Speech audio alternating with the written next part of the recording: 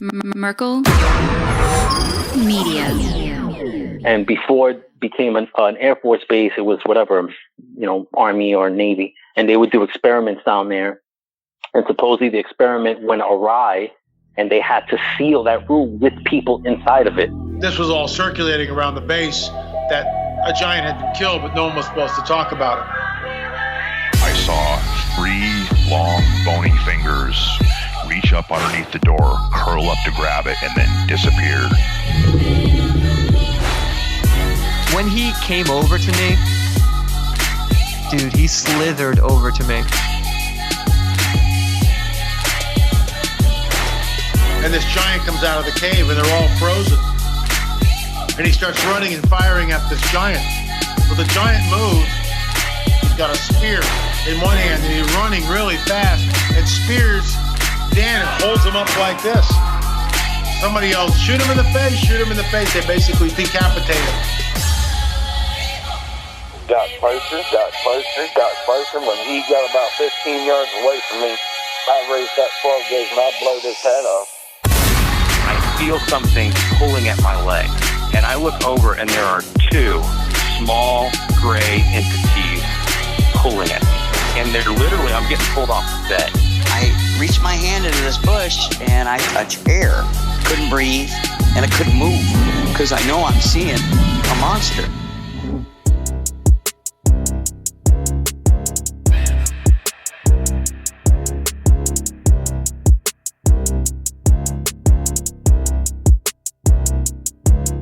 Yeah. Welcome to the show, everybody listening to the Confessionals. I am your host, Tony Merkel. Thank you for being here. If you've had an encounter or a story you'd like to share with me on the show, go ahead and shoot me an email. My email address is theconfessionals@theconfessionalspodcast.com. That's theconfessionals@theconfessionalspodcast.com. Or go to the website, theconfessionalspodcast.com. Hit the contact section. You can reach me that way as well. Either way works for me. Just get a hold of me. And if you want more on a weekly basis of The Confessionals, go to theconfessionalspodcast.com, hit the join button, and become a member, because every Thursday we drop a bonus show for members only on the website and the app.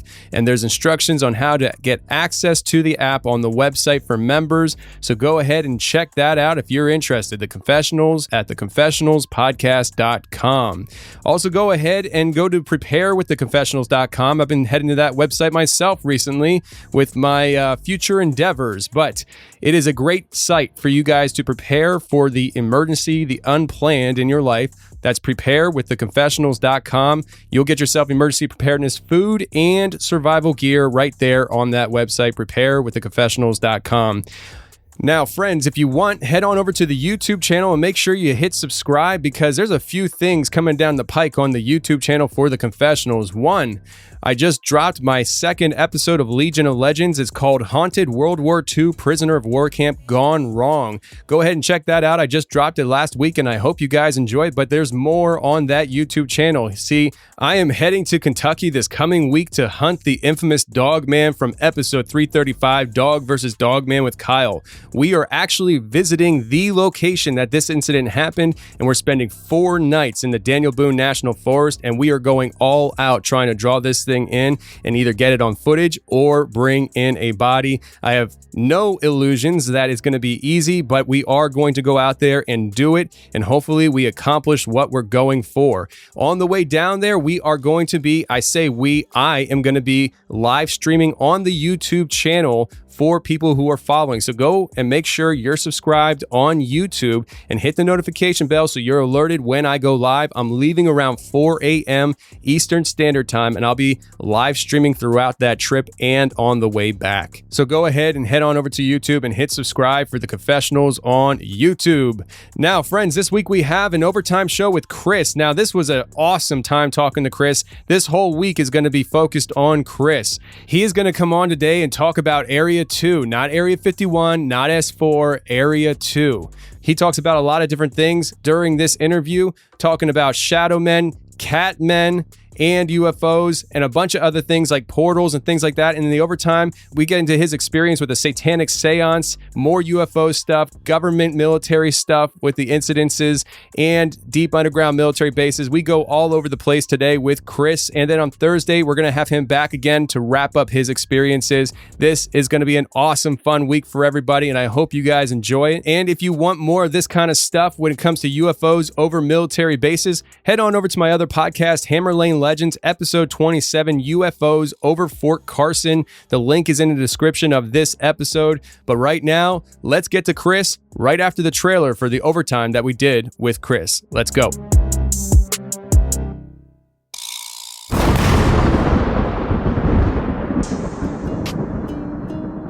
He, the individual that's working with my friend's wife, tells her that he has a secret.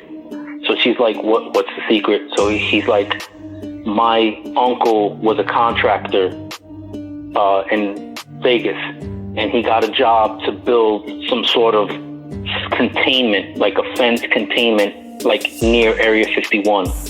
So Area 51 contracted him to do work. So he didn't necessarily work for Area 51. He wasn't a part of it. He didn't have any secret clearance or anything.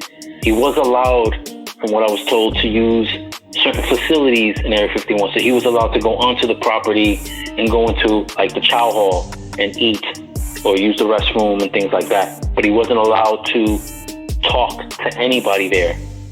So according to the uncle, there's scientists in the chow hall, there's, cops, there's other military individuals in there, They all have different badges with different clearances. And he's not really allowed to talk. Again, not allowed to talk. You get in trouble. Like, literally, and this is not the first time I've heard this, but in the chow hall, they cover the windows. So you can't look outside the windows. Like, you're not allowed to look outside the windows. Some people speculate it's because they do tests of aerial vehicles and they don't want people to see them, but everything is shut and you sit at your own table. And the way they have the table set up, from what I heard, is you sit away from people. So you don't sit like facing them. You always sit in a way where you're facing away so you don't spark conversation. And then in line, when you go to get whatever food or whatever, you're supposed to be a certain distance apart.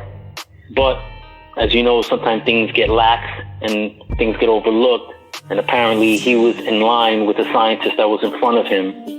And the scientist knew who he was and asked him, like, you're the one that built that containment unit. They called it a containment unit that's out, wherever it was outside of Area 51. And he's like, didn't know what to do because he's not supposed to talk to anybody. So he kind of nodded his head, and the scientist was like, do you know what that's for?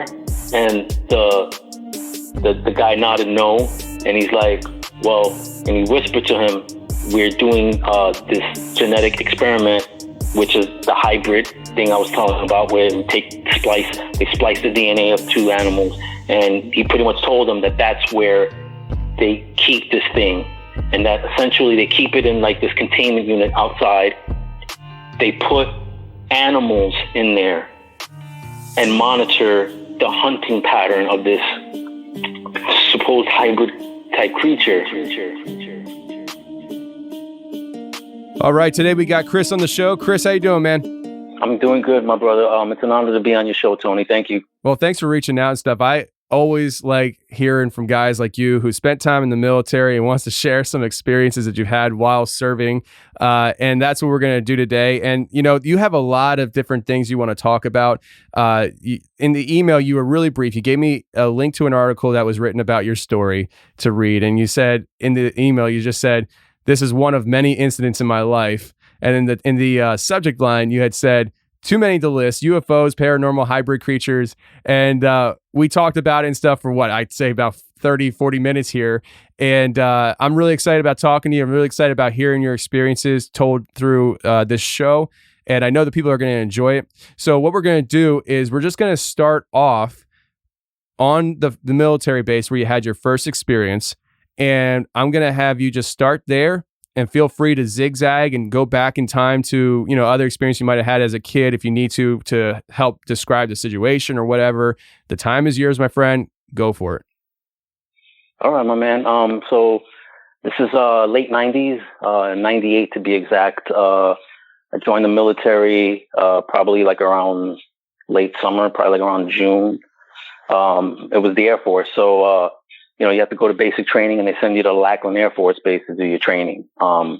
Initially, I was going to go in as what they call a nuke surety inspector, which means I would have kind of went to all the different bases that had a weapon storage area that had nukes or missiles, any sort of like weapons.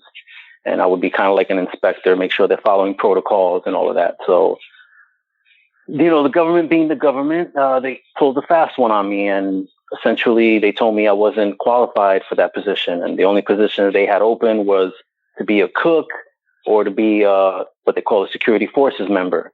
And because I already had moved everything out of my house and, pretty much we were staying with family and I was ready to join. I mean, my only option was to not join until I can get that position or another position or just go for it. And so I decided just to go for it. And so I did my basic training and my what they call tech school, which took about 6 weeks. During that time, the military was having issues with members quitting or not doing their jobs. Morale was kind of down because they were sending troops that had families to places where they couldn't bring their families, i.e., Middle East, because we were having issues with, the Middle East at the time. And so they decided to make sure that they send troops that had families to bases where their families couldn't go. And then if they had to go what they call TDY, which is to get shipped to do a little mission here and there, then they would do that. So I wound up staying longer than I should after tech school. I should have just shipped out to a base, but it took a while. So anyway, after 2 extra weeks of being essentially in tech school, I got stationed at Nellis Air Force Base in Las Vegas. When I found out I was going to Nellis, it never clicked. Las Vegas, Area 51, S4, near Roswell, New Mexico. Like it never really clicked to me. I just, was in the moment, I was about doing my job, getting my time done, my 4 years, and maybe staying longer if I wanted to, and then, getting out. So, I wound up getting there like around September-ish. Okay. So during that time, if you were a security forces member, there was 3 different security forces type jobs. Okay. Or you can call them genres, subgenres, whatever. You had long security, short security, and law enforcement. Now, not every base had all 3. Some bases had one, either security. Some bases just had law enforcement. Some bases had both. But they were also trying to phase out the short security and just condensing it into just security in general. And then I found out later on they wound up just condensing everything together, and you didn't have law enforcement or security. You just pretty much were a security forces member. But while I was going, they had those 3. So I was considered a long security. And Nellis has what they call a WSA, a weapon storage area. Okay. It's outside of the main base, which is Nellis, and it's called Area 2. Okay. So people hear that, Area 2, you got Area 51. They don't understand the correlation, like what is it? But apparently, I don't know if they did this in every state that had Air Force, but they broke Nevada down into certain areas and quadrants, starting from Area 1 all the way to whatever number. Area 51 happened to be the place where they sent out this pilot to kind of scour the desert for a place that they can build like this clandestine base, that they denied for so many years until recently, they came in. And when I mean recently, I think it was in the 90s when they finally came and admitted that it existed. But, so that was the quadrant called Area 51. So I was in Area 2. When I first started, I got what they call the shift, the crappy shift, which was the nighttime shift initially. And then, there's constant change all the time. So I went from that to being a daytime shift. And, you work 12-hour shifts. And usually the schedule is like a combination of 3 days on, 3 days off, on days off, or it can be whatever combination. But in a nutshell, you're working a lot, and I'm in the desert, it's hot at certain times, and then at other times it's super cold, So this is like, again, late in the year, before the holidays, before Thanksgiving and before Christmas in 98. So I don't know how to really I don't want to go into too much detail. Like I said, I know there's time constraints, but the weapon storage area is pretty big. Like when you first get there, it's huge to you. But after you get to know it, it's not as huge, but it's still big. I don't know the mileage. Like I want to say it's probably 5 to 6 miles wide, and then deep, it's probably like 7-8 miles. If you were to find the map of what Area 2 looks like, it's kind of like the shape of New York City. Like it's kind of like a oblong cigar shape, sort of an area. Okay. When you get there, there's 3 fences surround the whole area. The weapon storage area is connected to munitions, which is kind of next door. But the main focal point is the area because of what it has, which is nuclear weapons and other things. The silos are above ground silos, and they're camouflaged with grass growing on top of it, so that if anything flies over, which there shouldn't be anything flying over, but just in case, we were under attack, whatever, you couldn't really see where the weapon storage areas are. And it was, I can't tell you, probably like 12 to 20 silos that were in this area. You had what they call the ECP, entry control point, which you had to enter, and you had to be checked out by the individual that was in this like little box room that would like check you out. And if there was a vehicle coming in, he had to go through like this vehicle area where they had to check out the vehicle, make sure there was no bombs and no weapons.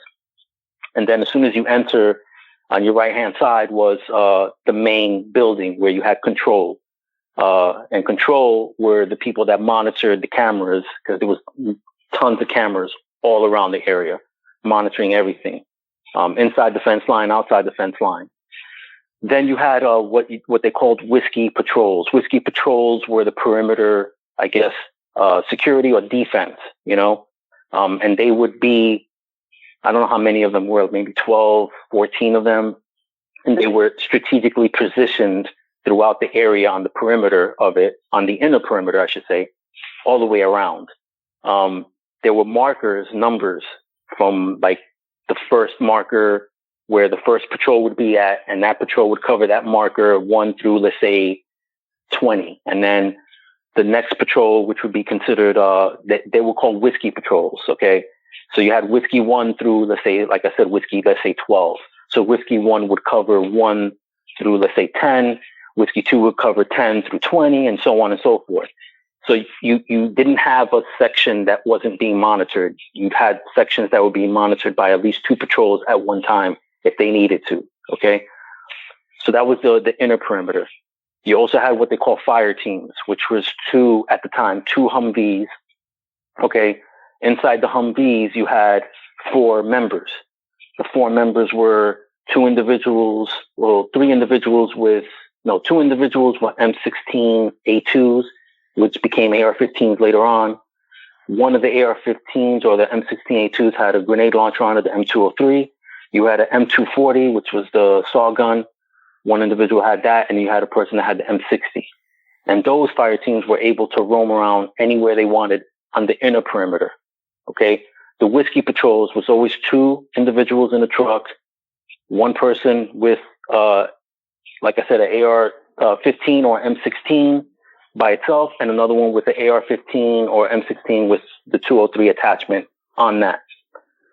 Then you had an outside perimeter, which was called the Oscar Patrol. Okay. They would circle or patrol the outside. They also had 2 individuals, the same as a whiskey patrol, 2 M16s, 1 with the 203 attached to it. Okay.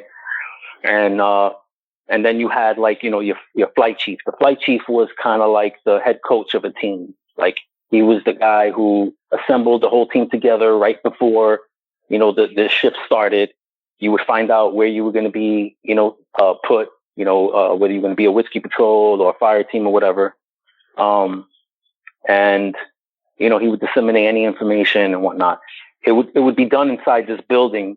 Like when you enter, like I told you, on the right would be the main building where control was. Also, the flight chief's office would be there, but on the left was the armory. And I worked on flight for a little bit, meaning I did security patrol, but then I wound up eventually working for the armory. So in order to arm up, you would have to go into the armory, and there would be either one or two armorers in a room that had all the weapons in there, and they'd give you all the equipment that you need. But attached to that room was another room where the flights would meet and disseminate, like I said, any information. So, I'm brand new there. I'm learning, the ways and whatnot. And so, like I said, I don't want to go into too much detail. Let me fast forward. So let's say this is around, I don't know, like right before Thanksgiving. We're out in the desert. The Area 2 is located like in the valley. So you have mountainous walls of mountain around us. The backside of Area 2, there's nothing but like desert. And way in the distance, you see mountains. Also, there was a gypsum plant, I believe maybe about 5 to 10, maybe more miles, where you would see the smoke of them, trying to extract the gypsum from whatever, resource they were doing. I can't go into detail on that because I don't know much about gypsum, but I know that it's used on, all types of products and things, all over the world. But there was a plant there, and in the daytime you would see the smoke. But like I said, on the sides of the area was nothing but mountains, and like we were in a valley. The Oscar Patrol was able to take a certain road up onto this, I want to say like a cliff area that would look down into the backside of area 2. Okay. So that's significant. Anyway, so I want to say this is like, late 98. It's wintertime. The shift is like 6 a.m. to 6 p.m. And then since security and law enforcement's 24 hours, there's no time where there's not somebody, on the clock. So in order for us to leave, we have to get relieved by another, what they call flight, or another group. So, this would happen like at 6 p.m. Okay. Now out there in the area, like by 5:30, it was pitch black dark. Like it would get dark and it would start getting cold. The lighting in the area was very dim, obviously, because we don't want, the military doesn't want attention drawn to that because of the significance of what we're guarding. So the light was pretty dim. And so I was one of the whiskeys that was put in the back section of Area 2. So I want to say probably the southeast area. Okay. So on my right-hand side, I can see the munitions, and then munitions eventually gets cut off. And then, like I said, there's nothing but vast desert, out there. And you see mountains. Now at nighttime, because the lighting is dim in the area, the light poles, they're not super bright. There's not a lot of light pollution. So you see nothing at nighttime but stars, like blanket of stars. And you can watch them until they disappear behind the mountains. And you can tell they're mountains because you can see the shape, the silhouette of it. That's how many stars there are. You can actually see the silhouette of the mountain. So this one evening, one of the patrols that was next to us contacted me and my partner. Now, my partner was the senior airman. Okay. He was the higher ranking airman. When I got into the military, I was what they call a slick sleeve. I didn't have a rank on my shoulders. Okay. You have to earn those, as you progress in the military. So he was what they call an airman first class at the time. So he had 2 stripes on his shoulders, and the other patrol that was next to us, I think they had just airmen, which is 1 stripe, 2 of them. So he was the senior ranking, at the time, airman.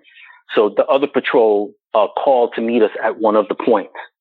And, in any job, you take breaks sometimes, and we're allowed to take breaks as long as we don't take them too long, because we have to be vigilant and do our jobs, So there would be times where you hear patrols calling other patrols to certain areas just so they can, shoot the shit, just talk or whatever, exchange information, whatever. So I want to say this was around like 5:45, like 15 minutes right before the shift change. Okay.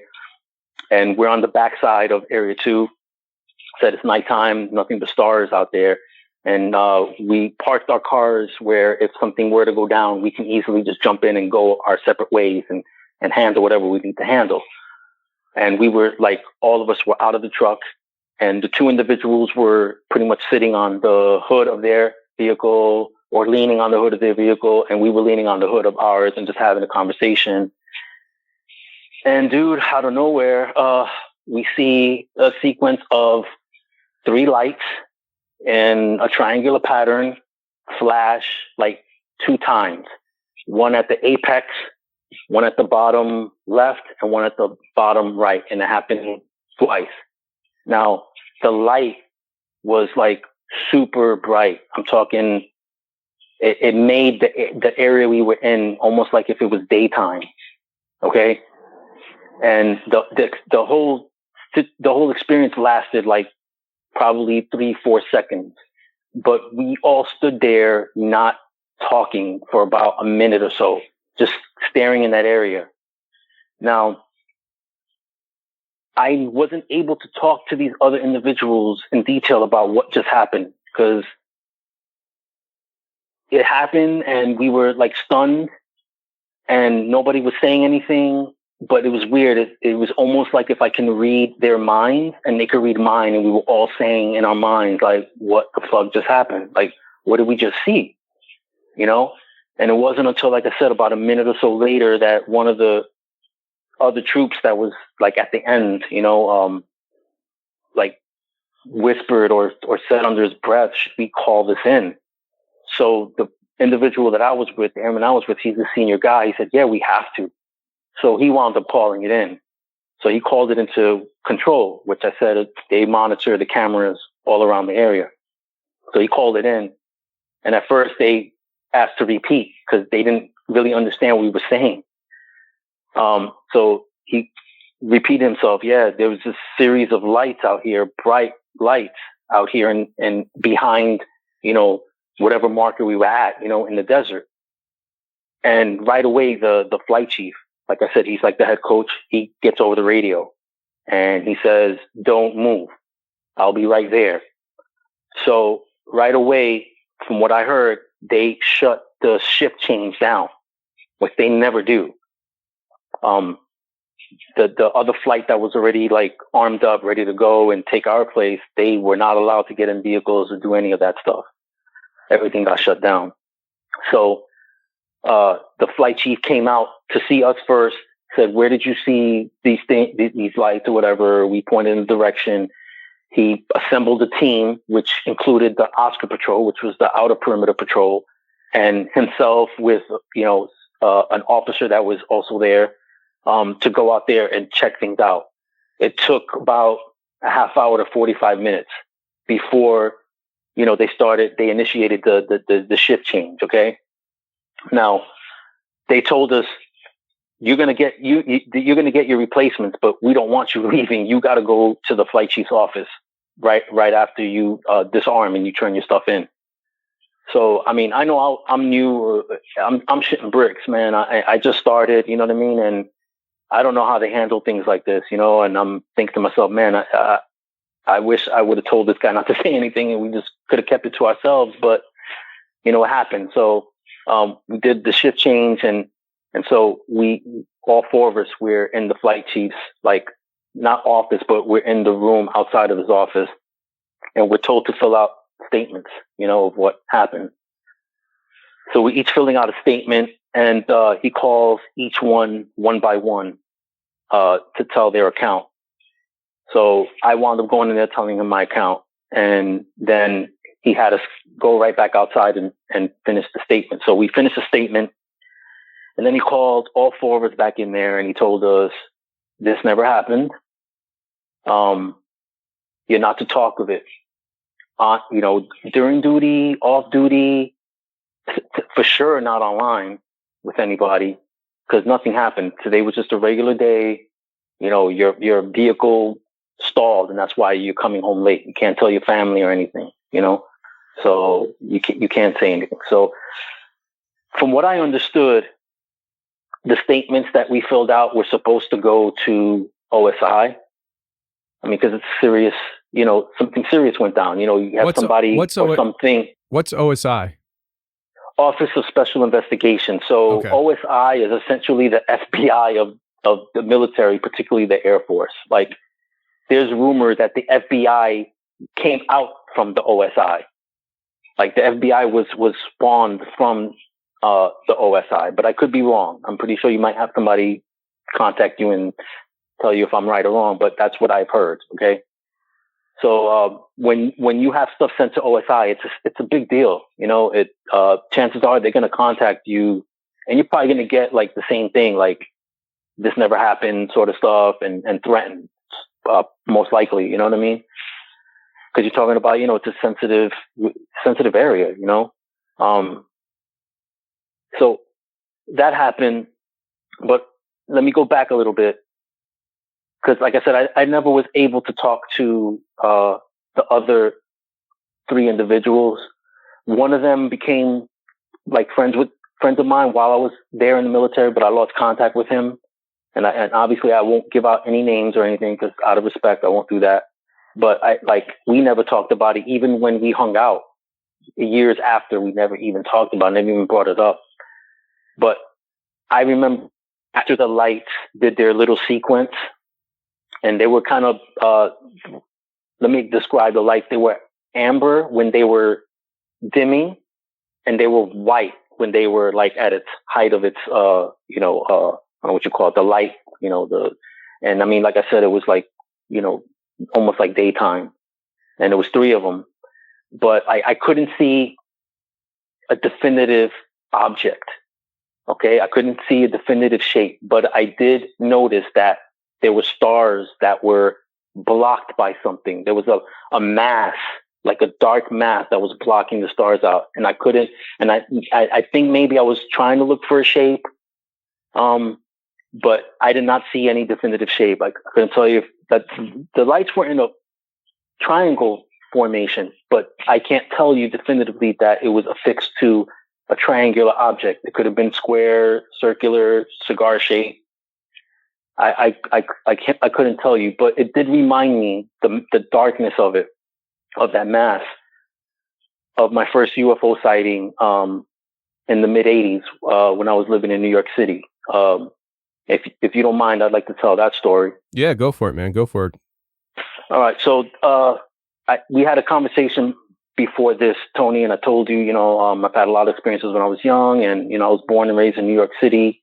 And I wasn't really interested in like the UFO phenomenon or crypto stuff.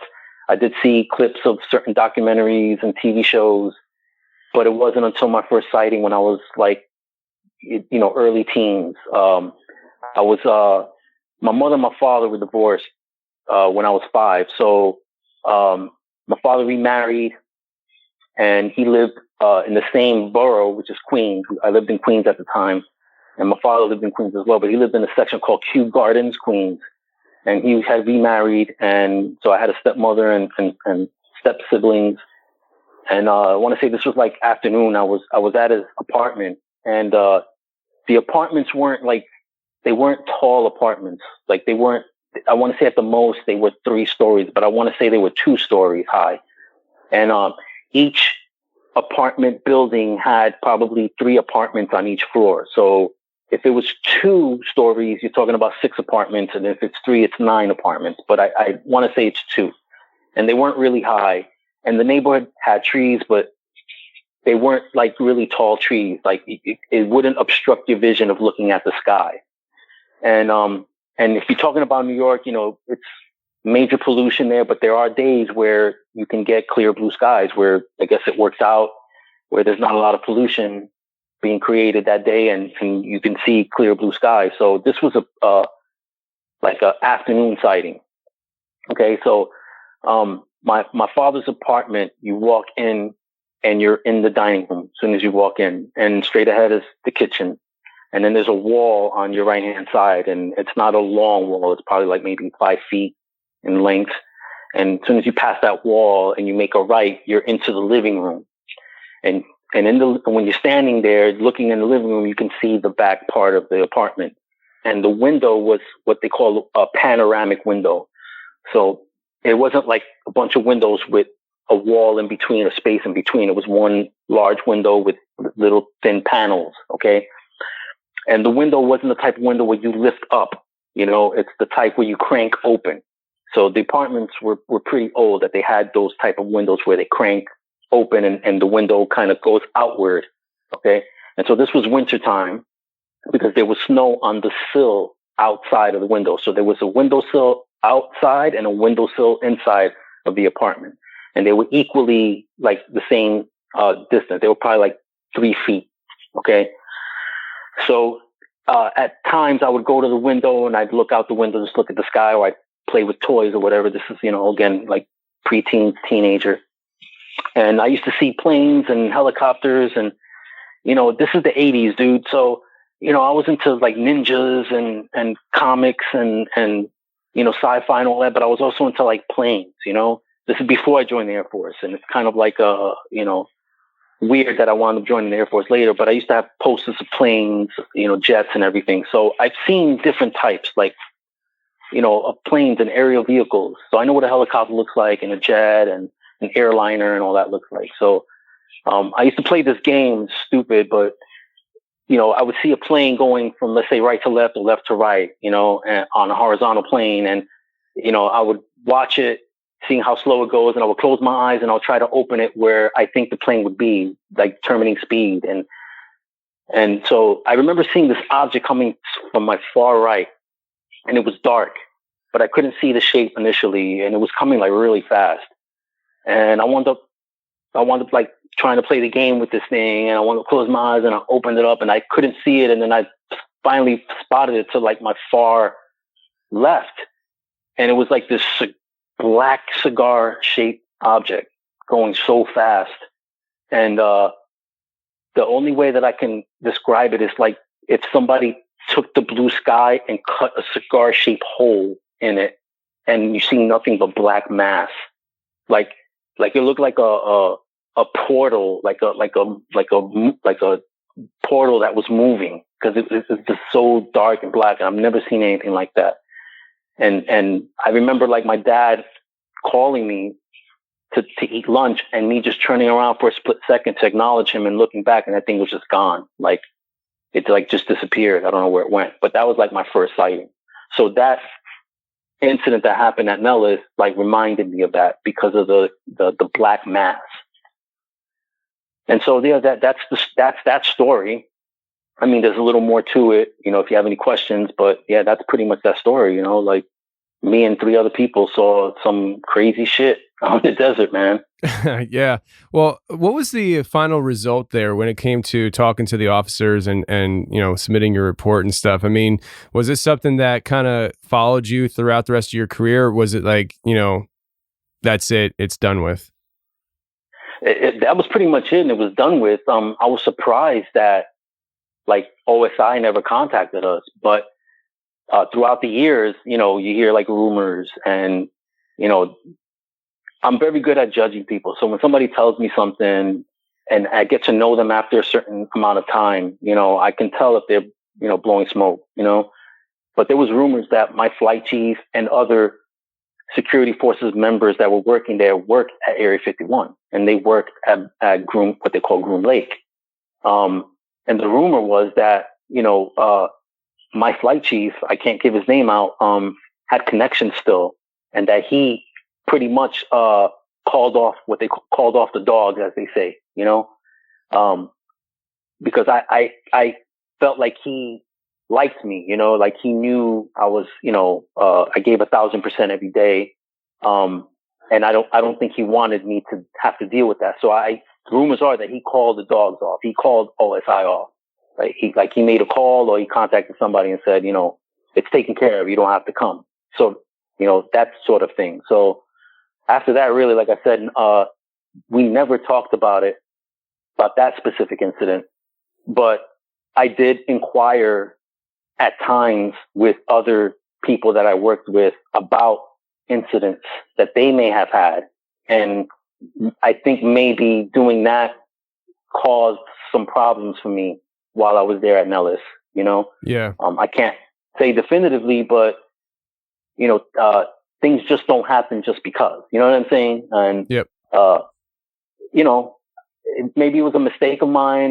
Maybe I should have just kept my mouth shut and not even inquired about it. But, you know, Nellis, the base itself, it's very mysterious base, bro. If you saw it back when I was going, and I'm pretty sure even before I was there, it's a very beautiful base. It's well kept. But like many people say, it's a dog and pony show. I don't know if you know what that means, but it's essentially, it's pretty on the outside, but there's things going on the inside that people don't know about. And that's everything from, you know, personal stuff to like everything from paranormal and other stuff. And a lot of that stuff is swept under the rug or kept hush hush, or you'll get in trouble.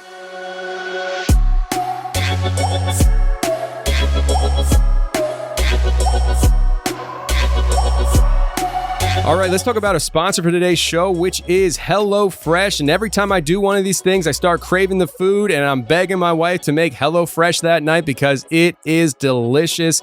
I love it, and I get hungry talking about it. Listen, friends, HelloFresh is going to help you save time when it matters with the meal planning, the shopping, and all the chopping. And they'll save you money in your pocket because they give you pre-portioned ingredients that are exactly what you need, so you don't have to worry about spending money on food that you wind up throwing in the trash because you got too much. And speaking of saving time and where it matters, it is back to school season. Many of you are parents and you have kids going in and out of school, and you really are crammed with time in the evenings. HelloFresh makes it easy for you to make sure that you can have a great meal with your family, but also spend time with your family. Up to 50 menu and market items to choose from every week, from vegetarian meals and calorie smart choices to extra special gourmet options. They're all prepared by professional chefs and nutritional experts. Go to HelloFresh.com/confessionals14 and use code confessionals14 for up to 14 free meals, including free shipping. That's HelloFresh.com/confessionals14.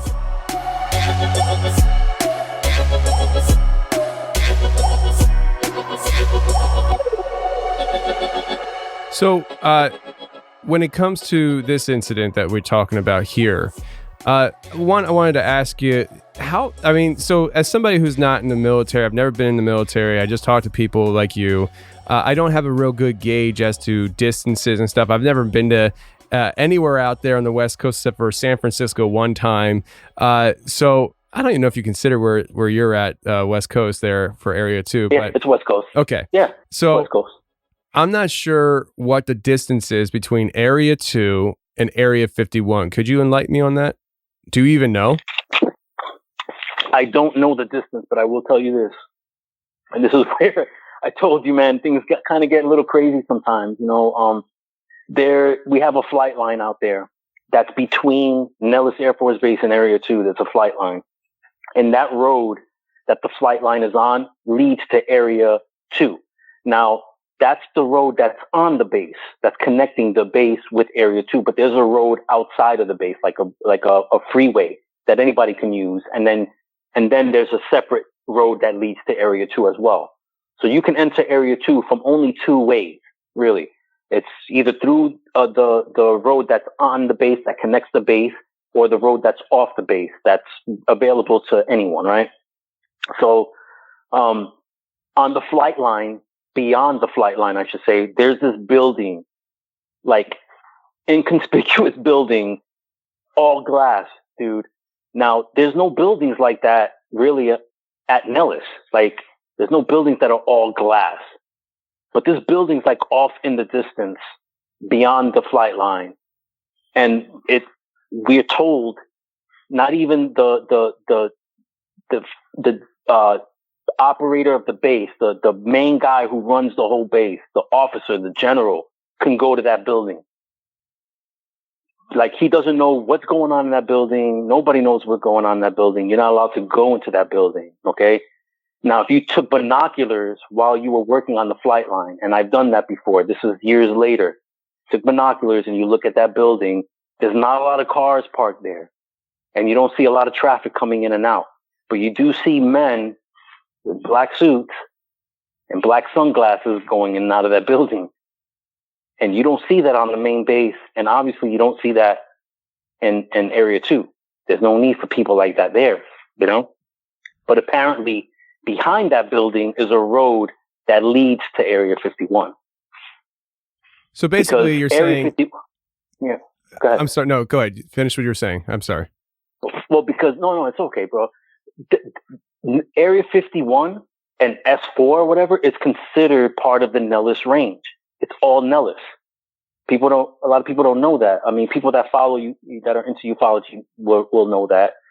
But if you, like the individual that I contacted, you read the story, his name is Robert Hastings. Awesome individual. I suggest maybe one day you should have him on your show. He would blow your show up. I think he's an awesome individual, but he knew about it as the Nellis range. When I told him that, he told me, like, surprisingly, like, wow, you know, not a lot of people know that, you know, it's the Nellis, it's part of Nellis. So it's not a separate entity per se. It's part of Nellis. It's all part of the Nellis range. So yeah, it's all connected. So it can't be too far from where I was working. You know what I'm saying? Yeah. Do you, so, I mean, are you hinting at the assumption or the possible assumption that that building might have some kind of maybe underground expressway to such areas as 51 or I should say Area 51 or S4? I did not hear anything along those lines, even though it wouldn't surprise me. But again, I told you, dude, I deal with definitives and I can't definitively tell you that. All I could tell you is that the rumor was that there was a mountain that was next to Area 2 that supposedly is hollowed out and there's things going on in there. I know people, again, I can't say names, that took a trip and found a trail, like a trail, but you could tell it was a vehicle trail that led straight to the side of the mountain. Like, and it led right up to the side of the mountain. Like, why would there be a road that leads straight to the side of a mountain and there's nothing there? You know what I'm saying? So there's, you know, you let your imagination play around, but, you know, like, if you have anybody that's worked at Nellis around that time that I worked there or before I worked there, they'll tell you it's a very mysterious place and it's got energy, a lot of energy, positive and negative, but it's got a lot of energy, a lot of things go on there. You know, that road or that trail that leads to the mountain and kind of just, from what you described, it sounds like it just stops. I've heard of these mountains out there, and some people say they have witnessed them actually open up. Do you think that's a possibility? I mean, I know it's speculation, but do you think it's a possibility? No, I'm glad you said that. I'm glad you said that. I didn't want to say it first. I'm glad you said that. Oh, I'll say anything, bro. I'll say anything. So no, and I appreciate it. But that's the thing, though. It's like, the people that are going to listen to this don't know me, you know. So I can, if I said it first and then you said it, you know, it can come off as like, oh, you know, you're piggybacking off of what I said. No, yeah. I'm glad you said it first because you've heard it. That means somebody else is talking about it. But yeah, the person that went to that side of the mountain could have sworn that side of the mountain looked like a door. that the part that where the road ends, it looks like there's cracks that could be like a door that opens up and go in there, you know? Yeah. And supposedly that's what S4 is supposed to be. If you follow Bob Lazar's story, and not only his, because, you know, he's the highlight of a lot of those stories of what went on in Area 51, but there's others that have come out that don't get the spotlight like he does, that have said the exact same things that he has said. And that's that S4 it's built into the side of a mountain and there's entrances that you don't see. Yep. I've heard very similar things. I've had people tell me that they did see them. I forget who this was. I don't want to say it was this certain show because I don't remember if I talked to this person off air or on air, but I remember hearing somebody tell me that they had seen a mountain open up, and they were calling it a portal at one point, but as they described it, I thought it was more of just their vernacular of how they're describing it. But they talked about helicopters flying into a mountain and black helicopters. Yeah, like the mountain opens up and they fly in, and that just goes along with what you were discussing about how the thought is that some of these mountain ranges might be hollowed out, and I'm fascinated by this stuff, like deep underground military bases. This kind of stuff is the kind of stuff that gets my mind turning. It's really fascinating to me. With what you saw, you've had time to think about it, and this is completely speculative, but I'm sure you've thought about it, at least the possibilities of it. Do you think what you saw, and we're going to get into your other experiences at the other base, or maybe the other location, I'm not sure if it's a separate base, but I wanted to ask you some more stuff about this. Do you think that there's a possibility that the lights that you saw, is there a possibility that there could be any kind of foreign government with technology trying to spy on what we're doing? Okay, so this is where I make more connections, Tony, okay? About a year, maybe a year and a half before I was at Nellis, you had the Arizona Lights incident. Do you remember that? Oh, yeah, absolutely. Okay. Now, when people say the Arizona Lights incident, and you watch documentaries, they'll interview someone like Dr. Lynn Katai, because she's the one that even years before that was taking pictures and stuff of weird orbs in the Arizona area, But the story doesn't start in Arizona, okay? The story, I believe, starts in California. That same evening, early evening in California, it was when radar was picked up of this craft. And from what I understand, it traveled from California through a bunch of states, including Nevada, and then ultimately wound up in Arizona. And the Arizona Lights is that, plural, lights. It wasn't just that scene that you see, where you see the lights turning on and off over, I think it was Phoenix. That's not the lights is indicative of more than one craft that was seen that night. People don't know that, or they choose to neglect understanding that people saw different types of craft that night.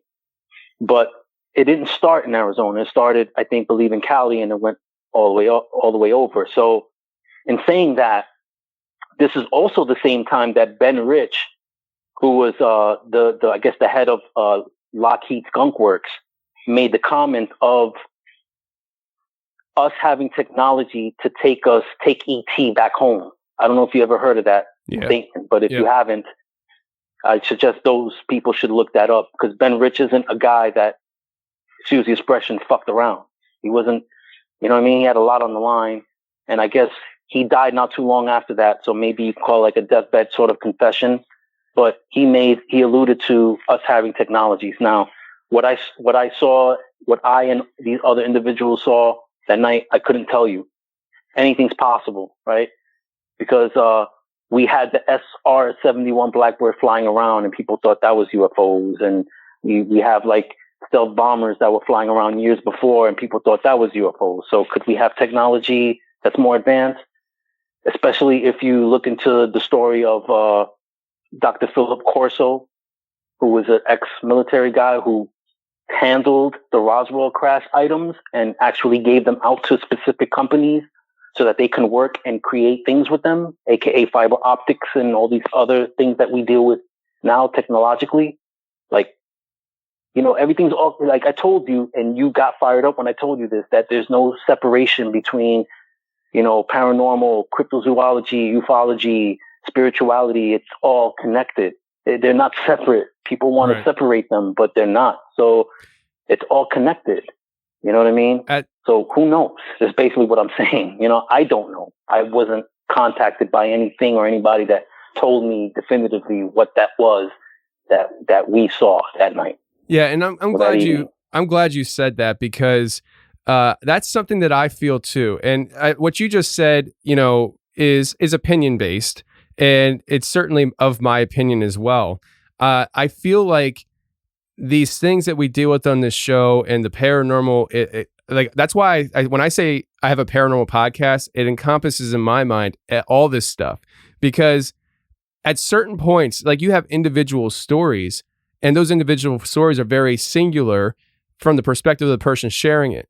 But what we do with the show, and what I hope people are gaining from it, is that you're able to connect dots from people's stories, where you hear something that's a cryptid story, with Bigfoot, Dogman, or something, and you hear their perspective, you hear what they said and what they experienced in that situation, but they'll give details that tend to bleed into other topics. And you're like, well, I heard this description of this Bigfoot characteristic of this story described elsewhere. Maybe it was in a UFO story, or sometimes you hear people talk about the UFO sightings followed by Bigfoot sightings, within moments. And as I look into things and as I hear people's stories, even down to the spiritual side of things, when you talk about the hierarchies within government, and I hate to even say government because that's too lower level for me.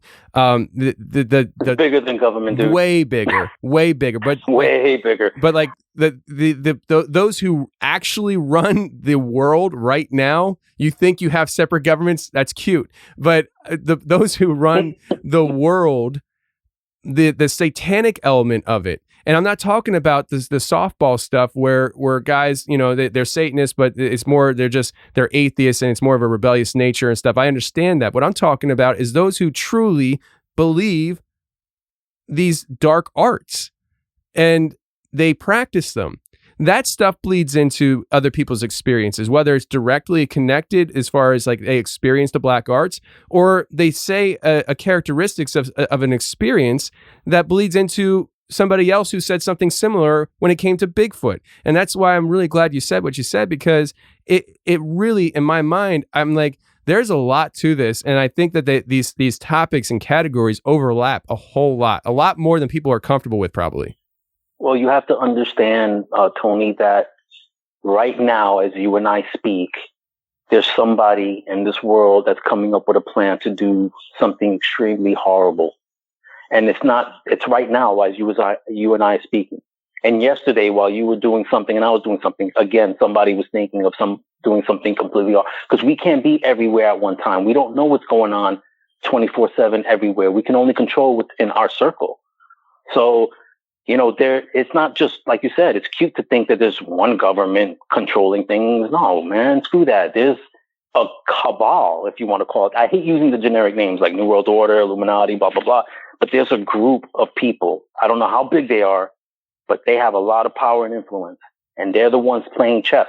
And we're the pawns. Yep. You know what I mean? And the pawns die first. So yes. They're the first to freaking go. That's why I'm such a pessimistic person. People like when I get ragey on things and stuff, I'm like, I'm not the person. Tony, I don't want to tell you how to think, but don't be pessimistic, bro. Because each one of us has the power to change things in our own lives, and then that energy connects with other energies, connects with other energies, connects with other energies. We just got to get things on the right track. Like, I understand how you feel because I felt that way for many years, dude. I'm going to be 48 in August. I grew up in an abusive household, dude. Like, my abuse lasted 30 years, bro. It wasn't until like my late 40s that I finally broke that abuse. Like, I should be on that level of pessimism and all that, bro. Like, don't feel that way. Like, you got a family. That's who you got to do your shit for, bro. You know what I mean? You got to fight for that. Oh, yeah. No, bro. And you always got to think, hey, I'm going to win. You know what I mean? But you're not going to do it alone. It's going to take a lot of people, and you just got to keep pushing the message, man. And eventually people will get on. I don't see it as the world ending, bro. I just see it as a change. No, not an ending. I'm totally in that mindset. I just think that the way things are right now, the way society is, culture is divided, if things were to continue down this path, I don't have much hope. But that's why I do what I do. I obviously I'm very active on a lot of different things, and I have different platforms where I speak out on things, and that's why, because somebody has to. Somebody has to put their neck on the line and start speaking out, and hopefully rally the troops up and people start doing it, they get the stir in their stomach to start doing it on their own individual level with the people in their lives. And that's how we affect change from the ground up. We have to change the culture and the mindset from the individual level and then push forward. That's the way I view things. I got you, brother. I understand, man. So listen, I don't want to go too far off topic here. I want to kind of hit on, before we wrap things up for this first segment, and you and I talked about it beforehand, and we're going to do an overtime segment where I honestly think that this overtime segment could be 2 hours. I don't know, but we're really just going to go off on the overtime segment. But you mentioned earlier, and I want to kind of have you hit on it, and feel free to just share what you know. You heard about other people's experiences around Area 2 and what they had. I know you've mentioned before about how shadow people are involved on Area 2, strange claw marks popping up places. There's different things that have happened, not just these UFO sightings. Can you go into that at all? Yeah. Okay. So I mean, for some reason, it seems like I'm either around or things happen to me, or I'm around things that happen to other people. But, okay. So, like cryptids, you have all these different names. Like the king of cryptids is Bigfoot, right? We all know Bigfoot, Sasquatch. And then, you can maybe say Loch Ness Monster is second. And then you have all these others, Chupacabra, which is probably the rookie of all the cryptids, because it's the newest one. But then you have like Goat Man and Dog Man. But there was this, lore, I guess, or rumor of this thing called Catman. And it sounds silly, just even me saying it. But when I first heard about it, I started laughing. I'm like, Jesus Christ, another cryptid, But I understand, people have their way of describing things that they see. I can't, diss someone because they describe it a certain way, what they see. You got to listen to what they have to say. But, okay, so Nellis, particularly Area 2, but Nellis in itself wasn't always an Air Force base. I heard in the past it was, I think, a Marine base and I think a Navy base, or it could be an Army base and a Navy base. I don't know. Supposedly there was training that was done there. And like I said, you have mountains on the sides, and at times it can get really cold. And I heard a rumor of a training session that was done where these individuals were set out into the mountain and they wound up freezing to death out there. They wound up dying. So you have that aspect of it, and you could sometimes see the ghosts of those people. Also, in Area 2, below the main building that I told you about, there's this little section where people would put supplies. It's like I don't know what you would call it. It's got like a huge metal door. I don't know why it has a metal door, but it has like this huge metal door, and you go in and you could pull supplies out of there. And they had like this I call like a mannequin dummy thing that they would use, because we would do these things called exercises, and these exercises are like training scenarios in case somebody attacked the area, what we would do and how we should act and the things, all this and that. So we would do at least one every time we were on shift, at least one. Very rare we didn't do one, especially our flight chief. He was gung-ho and sometimes would do 2 of those. And I'm talking, you're running in the hot desert with tons of equipment on, sweating your balls off, even at nighttime, because, and you had to be on point. If not, the critique was like crazy. You know what I mean?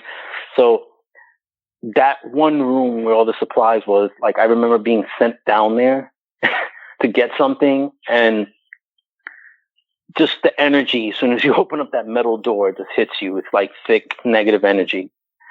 So I remember one time going in there to grab this dummy because we were going to do an exercise. And this is in the daytime, you know what I mean? Probably afternoon. And I go in there and I have this weird sense that something is looking at me, like something's watching me. I don't know what it is. And the room is not like super huge. I want to say it's probably, 10 feet by 15 feet. It's not super huge. It's got a lot of stuff in there. But I wound up scaring the shit out of myself because it's dark in there. There's no light in there. And I shine the flashlight and I see this pair of feet, but it's the dummy. Okay. So I scare the crap out of myself. So I grab this dummy and I'm cursing myself, this stupid dummy. I don't know why I got to even carry this thing. But as I'm leaving, something tells me to turn around, and I turn around. It's like this black form, just like there. And I'm adjusting my eyes, and I'm thinking maybe it's something else, you know, a prop or something. And it starts to move like towards me, and I just like get the hell out of there, close the door. So I didn't want to say anything to my flight chief because, you know, I'm you know, this is after that one incident. I'm not trying to get in trouble even any worse, you know. So I didn't say anything to him, but I mentioned it to another person that was there, another like airman, you know, somebody on my level about it. And he had been there for years, and he said, yeah, supposedly that room, behind that room, behind the wall of that room, there's an elevator supposedly that goes down to an underground facility. And before it became an Air Force Base, it was whatever, you know, Army or Navy. And they would do experiments down there. And supposedly the experiment went awry, and they had to seal that room with people inside of it. And supposedly the experiment was like this. Some say it was like to create a weapon, you know, some sort of weapon, and the weapon exploded, and it caused radiation, and they had to seal it. Other rumors say that it was a hybrid program going on down there where they took, I'm sorry to laugh when I say this because I know people can be like, what the hell? But supposedly they took the DNA of animals and they mixed it with other DNA of animals to create like this weapon creature, this creature weapon. Now, people can laugh at that, but again, I go to history. Supposedly, Hitler wanted to create an army of super apes. I don't know if you know about that. Yep. Okay, so you know about that. People who follow this sort of stuff will know about that. So it's not out of the question because it's happened before. Plus, you have to think of science. You know, they've been able to grow parts of humans on animals, right? Like they grow an ear on a mouse and stuff like that. So there's science being done into manipulating DNA and all that. So it's not out of the question. So supposedly they created this hybrid creature, or creatures, I should say, that wound up escaping. And so when I first got to the base, one of the things that I was shown in the first few months that I was there was these claw marks that were on the door of one of the above ground silos. And it's distinct. It's claw marks. It's not like an accident happened. And no, these are like legitimate 4-finger claw marks on one of the doors of these things. And the rumor is that it was one of these creatures. So one night I'm working in the armory. I'm not working on flight no more. You know, when you start in the military, you can move up and do different jobs in that same, I guess, like genre, category of job you're doing. You can branch off and do other things. And so armory was one of the positions that was open, and I got to know the person who ran the armory. He became essentially one of my mentors, you know, great individual. And he wound up hiring me. So I wound up working in the armory. And basically my job is I'm in this room with a bunch of weapons. I got to make sure that they're clean. I got to make sure that they have all the parts to them, all of that. I also give the weapon that's assigned to certain individuals, make sure that I give them all the equipment that they need, all the ammo, etc. And when they're done with the shift, they have to give me everything back. And it has to be in working order and in good shape, clean, etc. So that was my job. And then I had to make sure the books, as far as like numbers, like inventory of everything in the armory was on point. So that was my job essentially. And again, the job wasn't like a 9 to 5 always. You know, I could work days, I could work nights, you know, work 4 days in a row, you know, things like that. So one night, I'm working, I'm in the armory, I'm by myself, okay? And I get a knock on the window. And what I mean the window is we have a window that has a door that opens, and that's where we assign the weapons. So nobody physically comes into the armory to get weapons because there's weapons everywhere, and you know you still got to be careful. You understand? So you know there's a window. We open it up. The person gives me their card, or if I know them already, I already know what their weapon number is or whatever, and I give them their stuff. So I already had given the flight, I guess, all of their equipment. So they were already out there. So I get a knock on the window and it's like frantic, and I'm hearing conversation between people. One person's like, was that real? Did it really happen? Did you hear that? No. So I'm thinking like, what the hell? At first I'm thinking they're messing with me, So I open it up and it's the group that's the Oscar post, the outside perimeter group. So it's the two guys, right? One of them is pretty much almost brand new. The other one had been there for years, but one is brand new. He's sitting in the chair. He's got a blank stare. He looks white as a ghost. And this dude is telling me that they were sitting outside of the perimeter, like up on the bluff. They called it the bluff, which oversaw, I told you, it's a bluff that oversaw the backside of the area. So it was above the Area 2 backside, and you could see all the way the back. You could see pretty much almost the whole area itself, and you could see into the munition side as well. But there's a road that leads up there, and they said that they were parked almost going up to the bluff. They weren't all the way up, but they were almost up, and they parked there because it's dark. And let's be real, cops, we tend to take naps sometimes when we shouldn't take naps. You know what I mean? It happens, my brother's a cop, you take breaks when you shouldn't really take breaks, but it's a part of life, even at regular jobs, people take breaks when they shouldn't, but these guys decided to take a break. Now they were in a Humvee because that's the fire teams and the Oscar patrols all have Humvees. Okay. But this Humvee had an issue. It didn't have the top where the M60 sits, that top part, that's like a little hole on the top. Well, when you don't have an M60 up there should be a cover for that, right? You're supposed to have a cover for that, like to cover the top of it. Like, you know what I mean?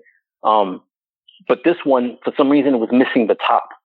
And I guess there was they were going to get a new Humvee eventually. It was in the works with the top on it because I guess maybe the top broke. And so these guys are driving around essentially with, a rooftop, but not supposed to be that way.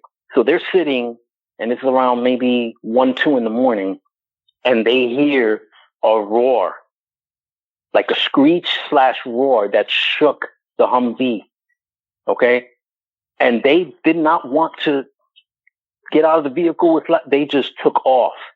They told me they almost drove off of the bluff because they only had one way to go. Cause when you drive up the road to drive up to the bluff, it's very narrow. So once you get up to the top, there's enough space for you to do a U-turn and come back down.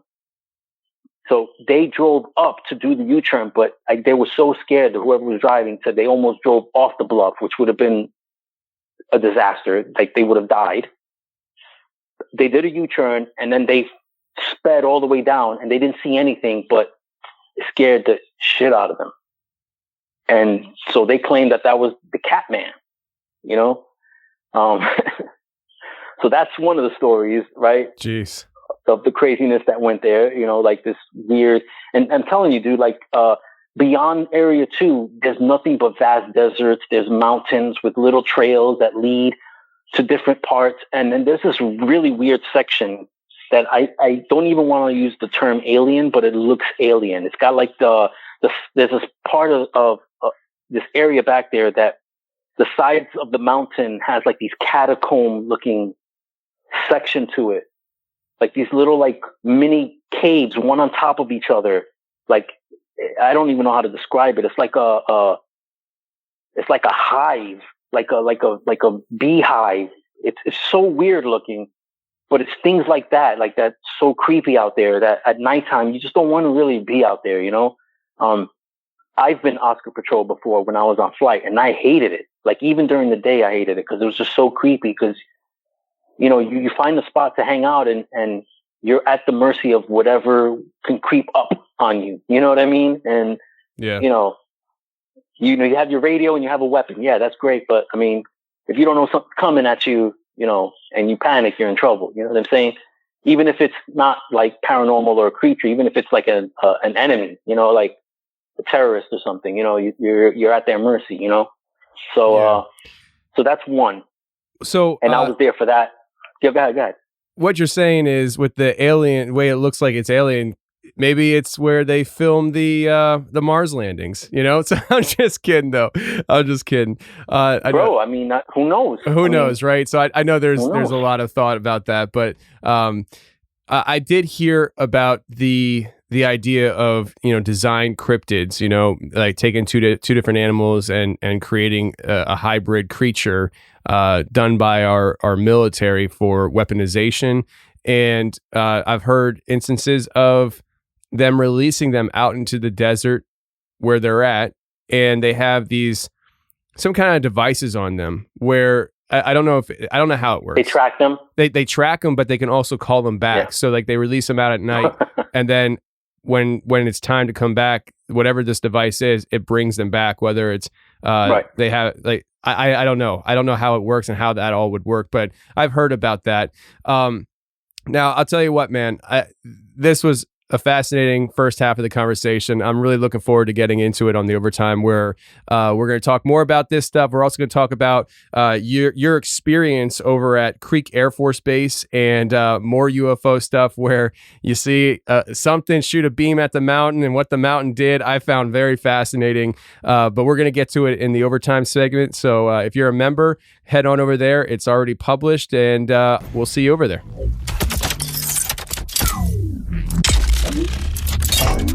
Well, that's the show, everybody. I really hope you enjoyed it. And if you did enjoy it, please share the show with your friends. I don't care where or how you share the show. Just share the show. If you enjoyed it, text it to people, social media, or word of mouth. It all works for me. Thank you very much. And also a reminder, check out the YouTube channel. We have that new show for Legion of Legends out, available right now on the Confessionals YouTube channel. It's called Haunted World War II Prisoner of War Camp Gone Wrong. And also make sure you hit that subscribe button and the alert button so that you're alerted when I go live on my trip to Kentucky to hunt the dog man. All right, guys, thanks for being here. I really do appreciate it. And if you guys want to mail the Confessionals anything that you'd like, go ahead and mail it to us at Suite 361, 88 Glocker Way, Pottstown, PA 19465. That's 88 Glocker Way, Pottstown, PA 19465, and that is Suite 361.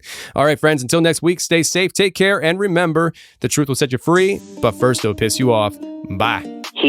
The individual that's working with my friend's wife, tells her that he has a secret.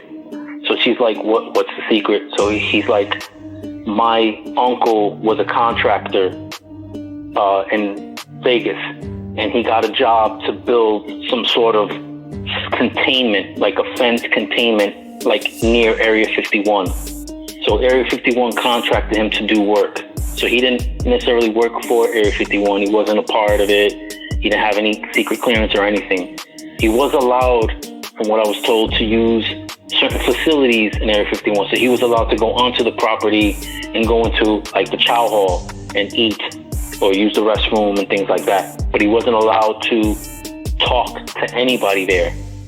So according to the uncle, there's scientists in the chow hall, there's, cops, there's other military individuals in there, They all have different badges with different clearances. And he's not really allowed to talk. Again, not allowed to talk. You get in trouble. Like, literally, and this is not the first time I've heard this, but in the chow hall, they cover the windows. So you can't look outside the windows.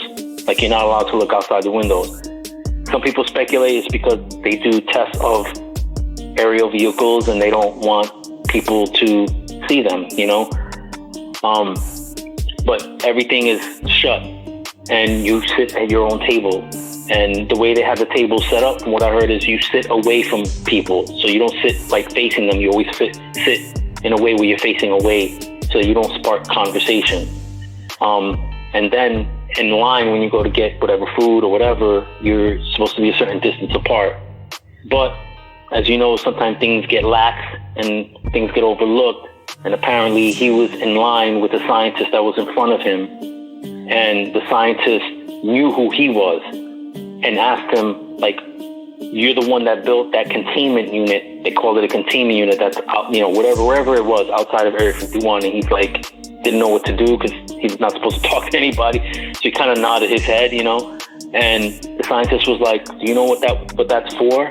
And the guy nodded no, and he's like, well, and he whispered to him, we're doing this genetic experiment, which is the hybrid thing I was talking about, where they splice the DNA of two animals, and he pretty much told them that that's where they keep this thing, and that essentially they keep it in like this containment unit outside, they put animals in there and monitor the hunting pattern of this supposed hybrid type creature.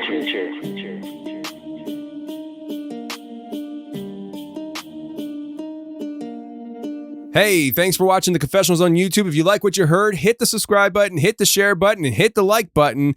That would be a great help to me. And if you want more of the Confessionals on a weekly basis, every Thursday I come out with a special show just for members on my website. So if you want to check that out, go to theconfessionalspodcast.com, hit the join button, and become a member today. And every Thursday, you'll get a new show, and you can binge on previous shows, which there's almost 100 of them. So if you love the show, go ahead and check it out. But thank you very much for being here on YouTube and checking out the channel.